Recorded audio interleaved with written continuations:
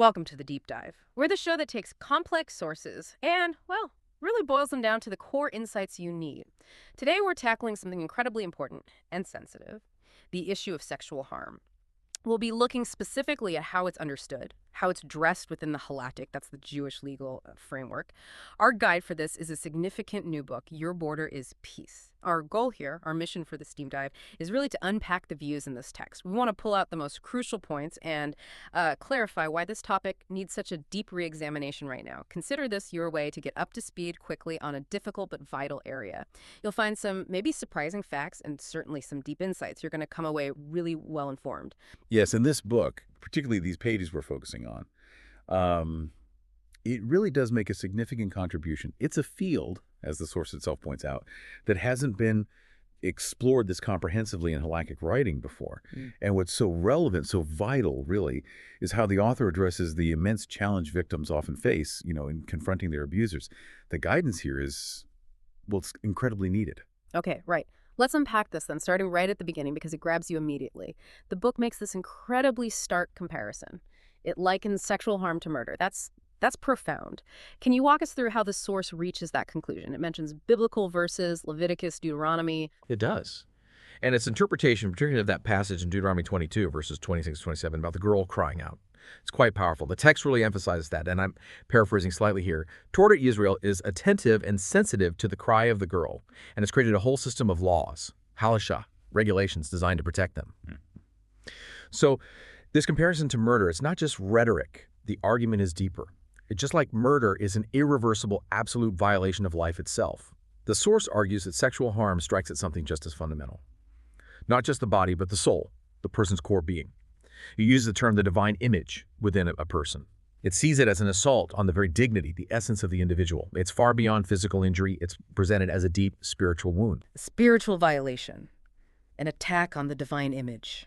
Wow, that really shifts the perspective on how severe these acts are, doesn't it? It's not just physical. And importantly, you're saying it's not just about the most extreme cases, like overt rape. Because here's where it gets really interesting, I thought. The book argues that things we might perceive as lighter harassment, indecent behavior even without physical contact, can actually leave incredibly deep psychological scars. And sometimes, it suggests, maybe even more severe than some overt physical assaults. That's quite a claim. Why would that be the case? How could less overt harm be, in some ways, more damaging? It's a critical point, and it really dives into the psychology of trauma. Yeah. When you're dealing with harm that isn't clear-cut, right? Maybe it's a pattern of harassment or an act where the perpetrator's intent is kind of veiled.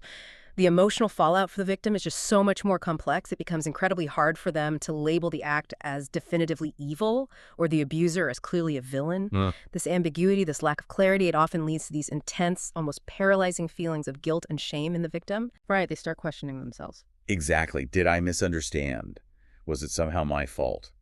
And this internal battle makes it unbelievably difficult to seek help or even just to put words to what happened. So the ambiguity itself becomes a weapon, in a sense, part of the trauma. It sounds like it locks them into self-blame. Precisely. And the book points out that this dynamic often results in long-term damage, emotional, psychological, social functioning that can be profoundly difficult to overcome. Sometimes, yes, even more so than with direct assaults where things are tragically clear. With some traumas, there's a definable event. But with this kind of ambiguous harm, the confusion, the self-doubt, it can just linger and fester for years. And the text notes the full weight of that trauma might only surface much, much later, after it's already deeply embedded in their psyche, which, of course, makes it harder to address. That sounds incredibly difficult. And then there's the challenge of rehabilitation. The source explicitly states that recovery is sevenfold harder after a long time of suppression. Particularly, it notes, in communities where maybe discussing sexual abuse openly is limited or even taboo. Imagine, victims might lack even the basic words, the concepts to describe their experience because it's just not talked about. This silence from the community really deepens their isolation and severely hinders healing. It pushes the trauma deeper. Yeah, that's a stark picture of the hidden costs when these issues aren't brought into the light. So given this understanding of the harm, how do these situations even start? Let's shift to the root causes, the risk factors identified in Your Border is Peace. The book seems to lay out two main scenarios leading young people into trouble regarding sexual purity, tied to this idea of a spirit of folly. What's the first one? Okay, the first scenario really taps into something very natural, very human. That burgeoning curiosity about sexuality during adolescence. The source explains that if there isn't an open, and importantly, an accurate and holy discussion about these things at home, in school, young people will inevitably seek answers elsewhere. And where do they often turn today? Well, problematic digital sources. The book is quite specific here. It mentions internet pornography, which gives a completely distorted view of sexuality. Or, those superficial portrayals of intimacy you see in movies or TV shows. It also warns directly about relying on places like YouTube or social media groups for information, calling them partial, incorrect, or sometimes even dangerous. It's like trying to learn brain surgery from random online videos. The risk is huge. Right. And the consequences of being exposed to this, it sounds like the book argues it goes way beyond just breaking specific halakhic rules, like about modesty or guarding your eyes. It points to something deeper. Absolutely. If we connect this to the bigger picture, the source describes really profound psychological damage. It's not just about transgressing a rule. It emphasizes that this kind of content deeply embeds, distorted perceptions of sexuality, body image, and interpersonal relationships. And this can skew a person's entire life outlook. It actually brings in Rambam, Maimonides, from his 8 chapters, reminding us that thoughts and images influence one's character. That's the core idea.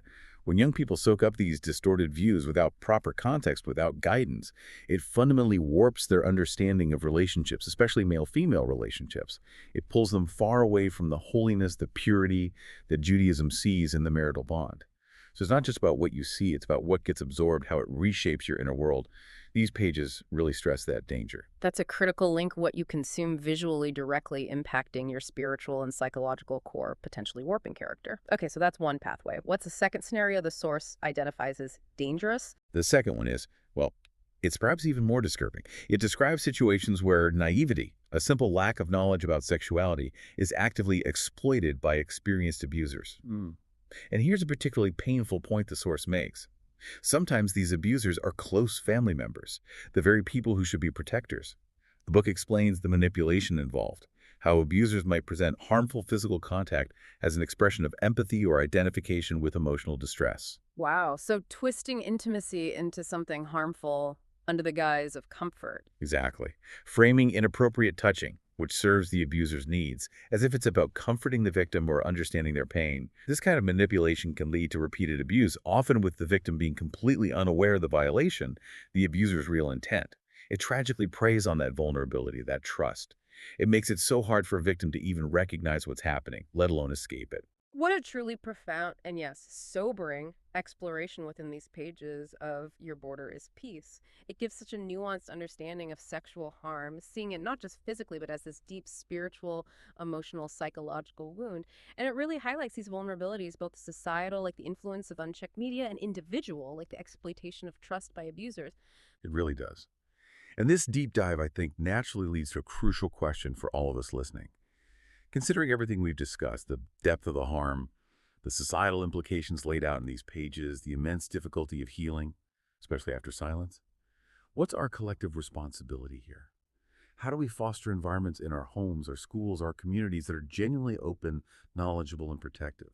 How do we move from just reacting after the damage is done to proactively building systems, having conversations that actually prevent these harms? What steps can you take in your own life, your own sphere of influence, to promote this deeper understanding, to help cultivate a culture of real safety, real purity, instead of one that allows silent vulnerability to continue? It's really a call for all of us to think about how we can be part of creating that border